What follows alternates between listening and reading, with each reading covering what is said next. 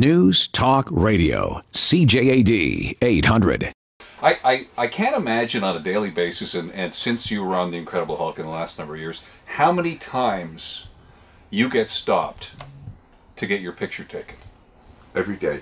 Every day? How many times every day? Hundreds? I would say probably over 100, easy. Anywhere I go, anywhere. And do you ever get do you ever get tired of that? You know, I really don't. I'm happy to make people happy, but if sometimes if it's inappropriate, I would just mention, I would say, listen, I don't mean to be rude, but really this is not appropriate time to do it. Right. But people generally respect my privacy. You have a hearing impairment. Mm-hmm. When did that come into your life, and how have you dealt with that? Well, it began at an early age because I have what you call ear infection caused nerve damage. I lost maybe like 75% of my hearing. So I had to work very hard my whole life to excel, to work harder than the average person. I never felt sorry for myself. That's why it's funny that became so successful because of my determination. Because if I didn't have a hearing problem, I wouldn't be what I am today. Right. Maybe. Yeah. So, what do you lip read, or do you I hear very well. I wear stocky hearing aids, and also I read lip.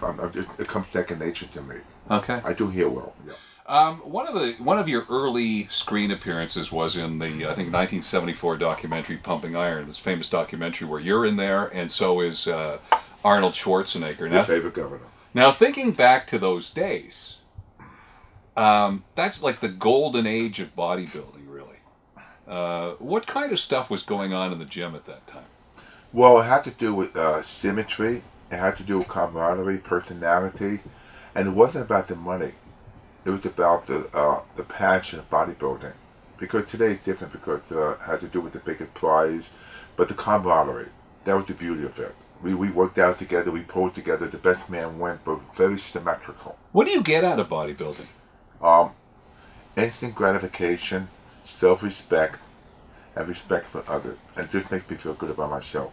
Going back to that time, could you ever have perceived of a day when Arnold Schwarzenegger would have been so successful? I mean, going back to those days in the gym when you were both pumping iron together, that he would have ended up as this mega movie star, governor of California.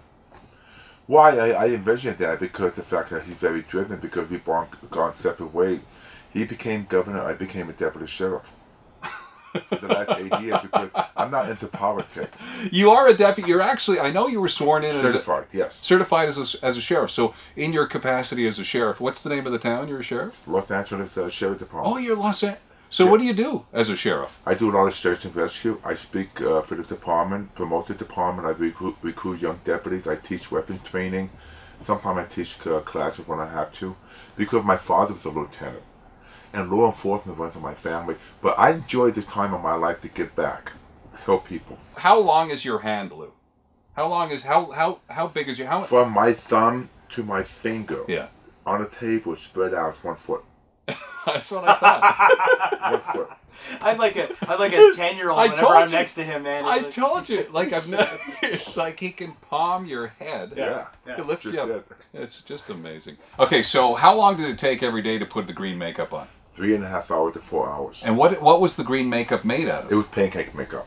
5 or 6 coats on the body. And the face they use like a grease makeup because of the appliances. Yeah. Then they had the wig, the eyes and teeth.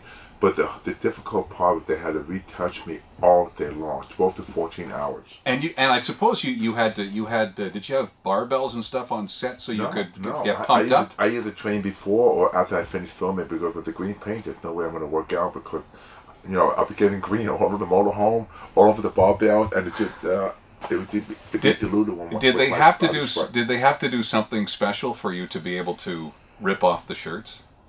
Well, they had a stunt double, for example. Everything I did sometimes with close-up, but the major ripping scene was done by a double. Okay. The major rip. Who was your double? A black guy named Manuel Perry.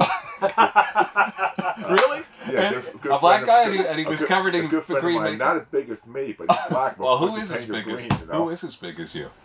Exactly. So you grew up. I understand it by the time you were in your young teens. That's when you started to bodybuild. Yes.